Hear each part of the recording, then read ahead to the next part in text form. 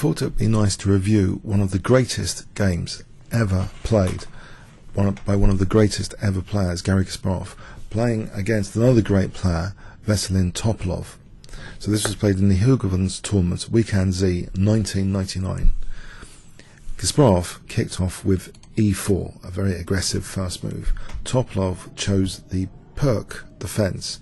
So after d4 here, knight f6, knight c3, g6, fianchettoing the bishop, incurs some risk on the dark squares.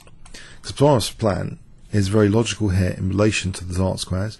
Bishop e3, a very common idea to later back up with queen d2 and bishop h6, trying to exchange off this key defensive piece.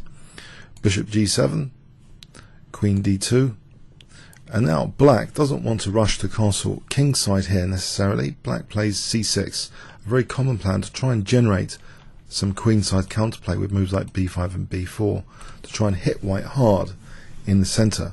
White now reinforces the e4 pawn with f3, which is dual purpose as well, stopping knight g4s as well, reinforcing against b5, b4, and also potentially supporting g4. That's often useful.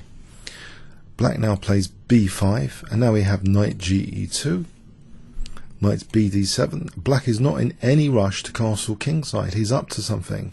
Veselin Topalov has an idea here for king safety. After bishop h6, Kasparov is not waiting any longer with castling queenside. Both sides are not committing their king for the moment. Topalov takes on h6, inviting the queen to h6. Is it potentially dangerous there? Well, Topalov played bishop b7. On queen g7 there might just be rook g8 to evict the queen. For the moment, the queen is not supported in any way by other pieces. So we just have another move designed against black's position and play a3 to try and discourage b4.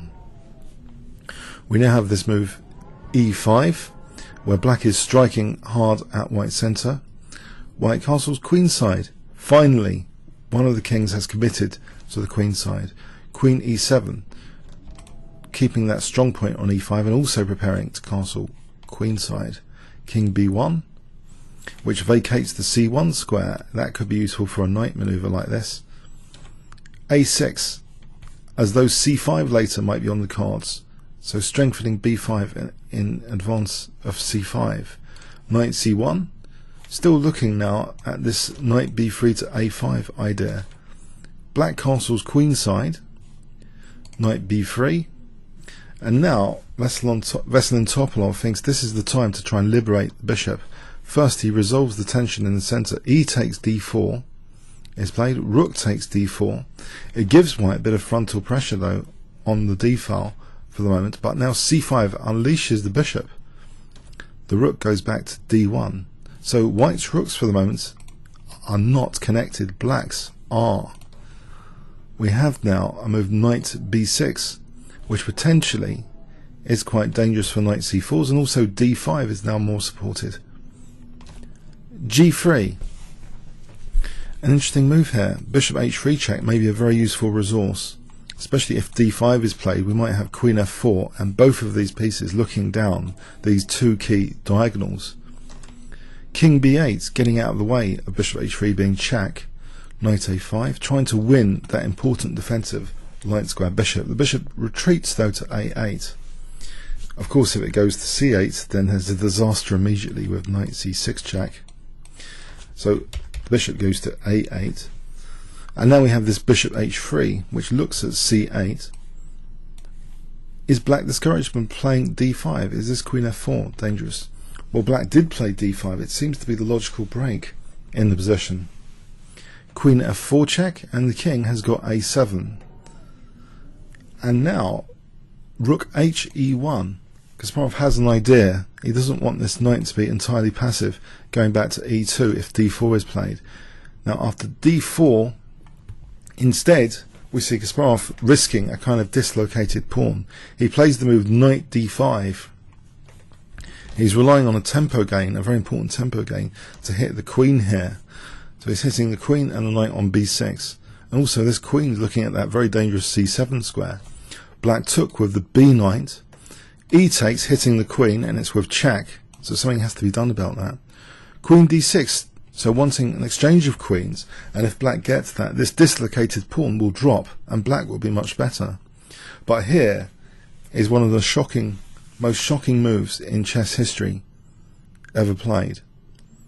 I wonder if you can spot it. If you'd like to pause the video, I'll give you 5 seconds starting from now just to pause the video and see if you can work out what was played here.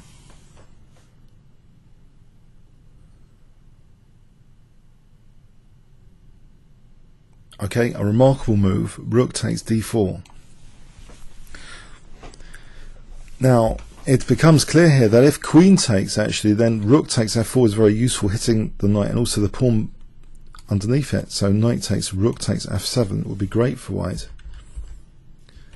There's an amazing resource that was found in post-game research of this game that black didn't have to accept the rook sacrifice here. Black could have played, this is a computer move, king b6, and it seems as though black might have been okay here just to play king b6, less risky than the game continuation. That's a subject for another time though. So in the game, Kasparov apparently looked up at Topalov looked up at Kasparov and sort of knew he was part of something really great here, this game, if he did accept the rook sacrifice. But he didn't see what was the refutation. Okay, his king would become under a bit of exposure, but to what extent? So he accepted the rook sacrifice. C takes d4. There isn't too much else if king b6 is not found in any case. So here, C takes d4, accepting the rook sacrifice.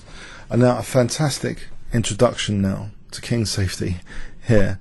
So white plays in this position another remarkable move, a series of absolutely fantastic moves in this game.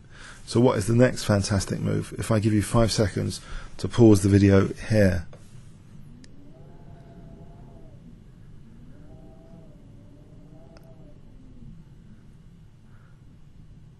Okay, rook e7 check, a drag and drop type tactic, putting the queen on e7.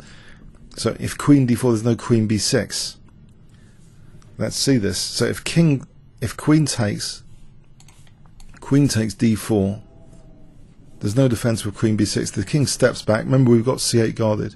Queen b6 is crushing here, so the king can't step to c8. And here knight c6 check is mating, or winning the queen, but mating is stronger. So, fantastic move, a drag and drop tactic, rook e7 check. We have the start of a remarkable king chase down the board. Queen takes d4 check, sacrificing the knight on a5. So for the moment, Kasparov is playing with 3 pieces against 5. He's 2 pieces down for the moment. But pawns can also act as attacking pieces. Kasparov has written that many times. And here, b4 check is an attacking pawn. King a4, queen c3, and there's not such a subtle threat here. Queen b3 is mating, so that has to be parried immediately. Queen takes d5, protecting against queen b3. Now rook a7, threatening, mating like this with rook takes a6. A very desperate position here. What does black do about this? If something like rook d6, actually then king b2, for example, and then we've still got this queen b3 idea, horrible idea, with c takes mating, and if queen d4 we've got rook takes a6 winning the queen, or just taking the queen, even better, and then we've got rook takes a6 checkmate. So the king is also helping here in some variations to mate the black king. So in this position, Topalov finds a resourceful defense, bishop b7, giving up bishop to protect a6, to try and encourage white to lose time here and not have such strong coordination. Rook takes b7. So if white gets another move, he'll want to play king b2 and queen b3. We have here the move queen c4. Note this f6 knight was also attacked here. A very difficult position indeed. Queen takes f6 is played. King takes a3. Is the black king escaping? It's undermining white's pawn on b4. Well, queen takes a6 check. Very precise calculation now is demonstrated. King takes b4, and a fantastic move in the circumstance. Well, the only move. Kasparov is playing only moves to sustain his attack. He's weakened b5 a bit. It's only the queen and the king protecting b5 here. His next move is also another fantastic move in its own right. Can you spot what he played? If I give you 5 seconds here.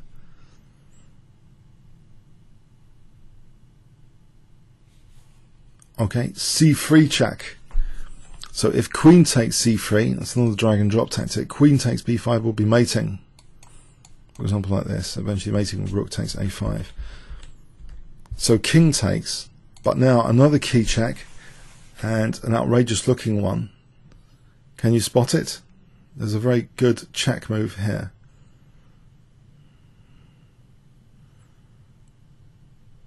Okay, queen a1 check, dragging the king somewhere very awkward. If king d3, bishop f1 is very strong looking. So king d2 is played, queen b2 check, and the king seems to find some safety now with king d1. Kasparov here has to play the only move to sustain the attack. Can you guess what he played? Another kind of drag and drop tactic designed against the black queen, which is currently protecting the c2 square. If I give you 5 seconds here, what would you play with white?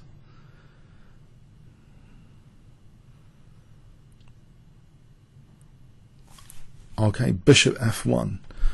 So if taking, then there's queen c2 check, king e1, rook e7 is mating. So fantastic move, bishop f1. Rook d2 is played in return, but now this seemingly great move, which seems to refute bishop f1, is refuted itself with, can you guess what white played? Another amazing move.